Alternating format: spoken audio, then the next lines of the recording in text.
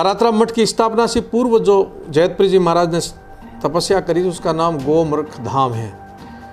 उसका गोमृख धाम इसलिए पड़ा कि वहाँ गोम ऋषि नाम के आदि अनादि सकाल से तपस्या करते हुए एक संत महात्मा है और वो जैतपुरी जी महाराज को मिले। जैतपुरी जी महाराज ने जब वहाँ साधना शुरू की तो गोम ऋषि प्रकट होकर के उनको कहा कि आप और हम दोनों समकालीन संत हैं, जन्म जन्मों तक आपने भी भक्ति की, आप जब भी मानव देह लेकर के संसार में आए तो संत रूप में आपने भजन किया और मैंने इस शरीर को यथावत योग बल पर रखा है। तो आपकी तपस्थली यहाँ मैं ज़्यादा समय देता था, आपकी तपस्थली यहाँ से थोड़ी सी आगे है। तब तारातरा मठ के यहाँ उन्होंने बताए गुण बताए कि वहाँ गायों के बाड़े हैं, गायों के बाड़े में खेजड़ा जाटी का पेड़ जिसको अपन समी वृक्ष कहते हैं, समी वृक्ष से 2.5 कदम दक्षिण दिशा में नाप करके आप खोदते जाना, थकना मत और रुकना मत, अंततः आपका एक चेतन धूना मिलेगा। तो जैतपुरी जी बाबा जी अपने भक्तों के साथ दूसरे दिन यहाँ आए, जबकि जैतपुरी जी बाबा जी इस क्षेत्र के नहीं थे। तो पूछा कि यहाँ गायों के बाड़े हैं, बछड़ों का बाड़ा, वही पेड़, जो गुण सारे बताए थे, जो लक्षण सारे बताए थे गोम ऋषि महाराज ने, वो सारे यहाँ मिले। फिर खोदते गए तो अंततः तारातरा मठ का जो आदि धूना था जैतपुरी जी महाराज का वो मिला और वह चेतन धूना मिला। आज भी वो चेतन धूना है। तो हमारा जो उद्गम स्थल है वो गोमृख धाम है। वहाँ भी तारातरा मठ का पूजा अर्चना और गोम ऋषि के धूना, जैतपुरी जी महाराज का धूना, जैतपुरी महाराज की गुफा आदि हैं। लोग वहाँ भी दर्शन करने जाते हैं। बहुत सुरम्य और एक प्राकृतिक स्थान है वो। गोमृख धाम तारातरा से 6 किलोमीटर दूर जो स्थान है वो एक तपस्वियों की जगह है और वहाँ पर सिद्ध पुरुषों का आज भी विद्यमान ऐसा है।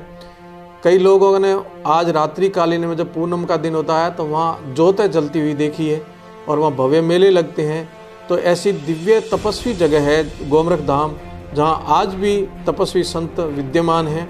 अरावली की ये पश्चिमी क्षेत्र की श्रृंखला में तो गिरी कंदराओं के अंदर जो साधु संत तपस्या करते थे, अपने योग बल के द्वारा कई सालों तक शरीर को रखते थे, उसमें से ये गोमृख धाम भी एक ऐसा दिव्य और एक चमत्कारिक और एक तपस्वी भूमि है जो तारातरा से लगती हुई है और वहीं से तारातरा मठ का उद्गम स्थल हमारा गोमृख धाम है।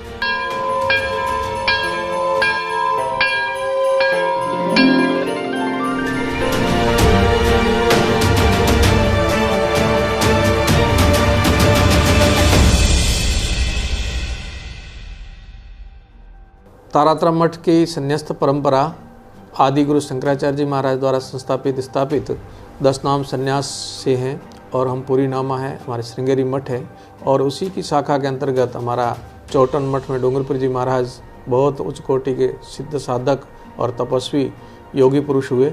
उनके ही परंपरा में, उनकी पीढ़ियों में जैतपुरी जी महाराज जो हमारे तारातरा मठ के संस्थापक हुए, वह वहाँ से चौटन से दीक्षित होकर के फिर तारातरा के पहाड़ों में आए।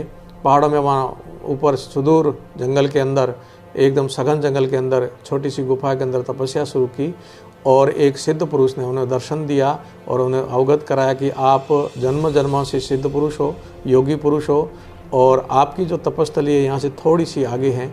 उन्होंने यहाँ तारातरा जो अभी स्थापित मठ है इसके लक्षण बताए, इनके चिन्ह बताए कि आपका वहाँ आदि अनादि धूना है, वहाँ जा कर के आप तपस्या कीजिए।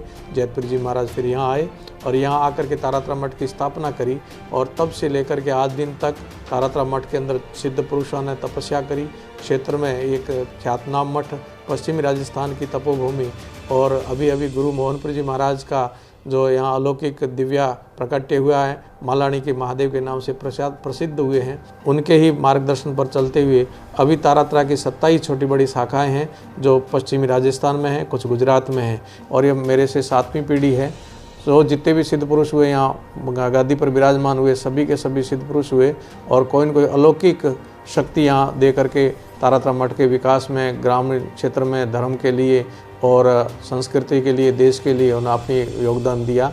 तो ये परंपरा आदि शंकराचार्य जी से लेकर के आज दिन तक संन्यस्त परंपरा है और उस परंपरा का निर्वहन करने के लिए तारातरा मठ पश्चिमी राजस्थान में धर्म की ध्वजा फहराने के लिए, धार्मिक कार्यक्रम करने के लिए, सामंजस्य करने के लिए, समन्वय करने के लिए और समरसता विशेष रूप से हमारा मठ का विशेष प्रतीकात्मक और विशेष संदेश है। छुआछूत, जाति पात इससे ऊपर उठ करके धर्म का काम करना, क्योंकि हमारे परंपरा के साथ में ही चांदाराम भील नाम के व्यक्ति वो आए थे। आज दिन तक उनकी पूजा अर्चना जैसे जैतपुरी जी महाराज की धूणे की होती है, ऐसे ही चांदाराम भील के धूणा की भी यहाँ पूजा अर्चना होती है और भेदभाव रहित रह करके हम लोग मानव संदेश देते हैं। सबसे बड़ा जो एक चमत्कार मैं दिखाना चाहता हूँ, हमारे गुरुजी की बरसी हुई थी। आप लोग जब तारातरा मठ का दर्शन करेंगे, गुरुजी की जब समाधि लगी, पूर्व मुख्यमंत्री महोदया वसुंधरा जी यहाँ पधारी थी, तो हमारा पुराने वाला मठ का भवन था। और 1 साल बाद जब वो आई तो बिल्कुल एक नया भवन खड़ा देखा, तो उन्होंने मुझे कहा कि आप इतने बड़े महल में गुरुजी का भंडारा क्यों कर रहे हो।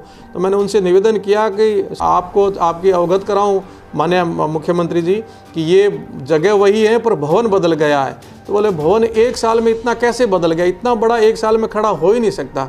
तो मैंने सार्वजनिक सबके सामने, लाखों लोगों के सामने ये बताया था और ये सत्य घटना है कि पुराना हमने 6 महीने में लगभग तो हमें पुराना हटाने में लगा और 6 महीने हमने ये नया बनाया।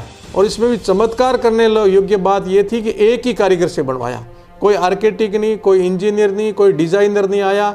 जैसा गुरु महाराज ने हुक्म दिया, जैसी कल्पना हमारी बनती गई, ऐसे ऐसे साकार वो करते गए। तो मुझे ऐसा लगता है कि ये अलौकिक शक्ति जो थी, उसकी शक्ति के कारण इतना बड़ा भवन 12 महीने में पुराना हटा करके नया बना लेना, और वो भी मिस्त्री जिसको कहते हैं, कारीगर जिसको कहते हैं, वो एक ही था। खाखू नाम का मेघवाल परिवार से, वो आज भी हमारे यहाँ लगा हुआ, और कोई बहुत बड़ा डिग्रीधारी वो भी नहीं था, हम भी नहीं थे इस विषय में जानते थे, पर जो हमें अच्छा लगा, आज लोग कहते हैं कि मठ बहुत अच्छा बना है। बस यही तारातरा मठ का संक्षिप्त में आपसे निवेदन करना चाहता हूँ कि पश्चिमी राजस्थान की बहुत बड़ी एक धार्मिक, सार्वजनिक एवं सेवा की संस्था है।